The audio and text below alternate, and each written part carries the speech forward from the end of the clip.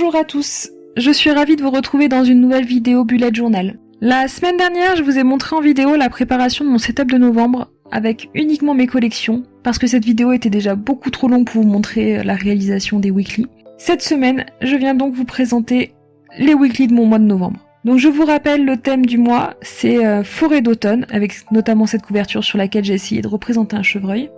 Et pour les weekly, cette fois-ci, comme j'allais avoir peu de temps pendant le mois pour réaliser mes weekly, j'ai décidé d'utiliser une Dutch Door. Donc j'ai vu ce principe-là sur une vidéo de Pochou Doodle, que je vous mets en barre d'informations, qui utilise ce système et que j'avais trouvé intéressant. Donc pour cela, on découpe sur toutes les pages de chacun des weekly une bande en haut de la page.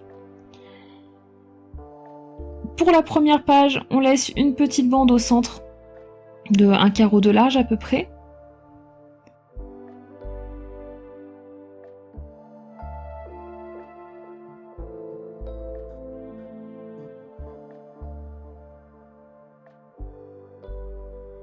Et puis on en va enlever toutes les bandes supérieures de toutes les autres pages. Donc là on voit que j'essaye tant bien que mal de découper la petite bande jusqu'au centre, mais avec mon tapis de découpe c'est pas évident puisqu'il est un peu trop épais. Donc du coup j'utilise un papier épais en dessous, c'est un papier d'aquarelle, pour venir découper correctement toutes les petites bandes du haut de la double page. Je pense que mes explications ne sont pas très claires, mais vous devez voir ce que je veux dire à l'image. Donc je vérifie que je peux bien bouger tous mes weekly correctement sans encombre, et je viens coller la petite bande que j'ai laissé dépasser sur la page d'en face pour masquer en fait les différentes découpes. Ensuite, pour chacun de mes weekly, je vais venir découper un onglet.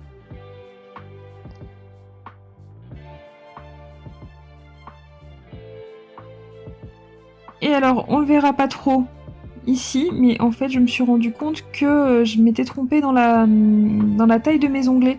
J'en avais fait un peu trop court par rapport aux autres. Ça faisait pas très joli, du coup j'ai pris une des bandes que j'avais découpées précédemment et je suis venue découper des petits morceaux à l'intérieur pour venir reformer mes onglets. Donc je les recolle au bon endroit et on a ainsi, j'ai reconstitué ainsi les onglets des deux weekly qui étaient un peu ratés. Ensuite je vais venir réaliser l'illustration qui sera commune à tous mes weekly. J'ai eu envie de représenter une scène qu'on peut rencontrer dans nos forêts à l'automne, celle du brame du cerf. Donc au mois de novembre, le brame du cerf est terminé depuis environ 15 jours, mais j'avais envie quand même de la représenter. Et je me suis inspirée pour cela de cette image. Donc pour le fond coloré, j'ai utilisé à nouveau mes craies Toga, et du coup, pour éviter que ça déborde de partout, et notamment sur ma zone de weekly, je suis venue délimiter 2 zones avec du washi tape. Et ensuite, je viens utiliser mes craies Toga rouge, jaune, orange. Je vous mets dans le petit une vidéo qui vous montre comment je les utilise. Là encore, comme sur ma couverture, j'ai fait l'erreur de passer mes craies avant de gommer les traits au crayon papier. Donc là, pour cette fois, ce que j'ai fait, c'est que j'ai laissé tel quel. Et je ne suis pas venue gommer les traits, ils ne se voyaient pas très bien sous le stylo noir. Le seul petit inconvénient, c'est que par endroits, en passant les craies avec mon petit tampon, j'ai fait baver un peu le crayon papier, si on peut dire ça comme ça. Donc le rouge est moins beau que ce qu'il aurait pu être. Mais ce n'est qu'un petit détail. Une fois que j'ai mis du rouge, du orange, du jaune dans tous les coins que je voulais, je peux venir repasser mes silhouettes avec un fine liner noir. Donc j'ai dessiné un cerf en train de bramer et 2 biches sur la page d'en face. Et ensuite, je vais venir colorier en noir le tout. Donc pour épargner le dernier weekly avec mon feutre noir, je viens déplacer le washi tape de la page de droite sur la dernière page de mes weekly. Et j'utilise mon tombeau noir pour venir représenter un peu la végétation et colorier les silhouettes des animaux.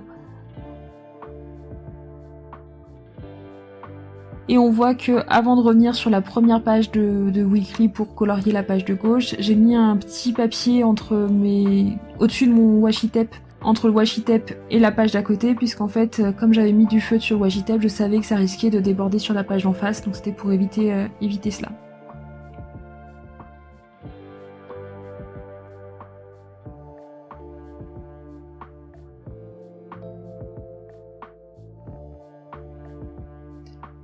Une fois que mon illustration est terminée, je n'ai plus qu'à enlever le washi tape sur les 2 pages où je l'avais collé.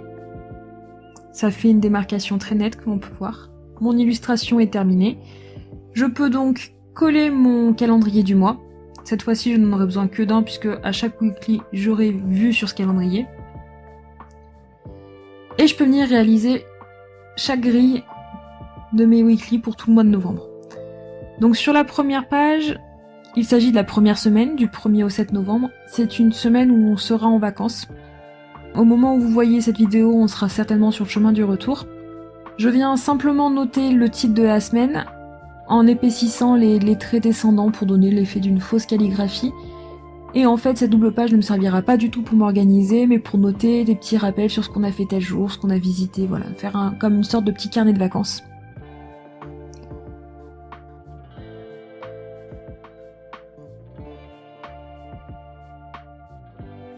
Je viens colorier mon onglet dans un rouge orangé. Je vérifie que je n'avais encore pas utilisé cette couleur. J'y note les dates. Et avant de tourner la double page, je mets un petit bout de papier pour être sûr que le stylo ne bave pas. Les 2 prochains weekly seront réalisés exactement selon la même trame. Donc 4 cases d'un côté, 4 cases de l'autre.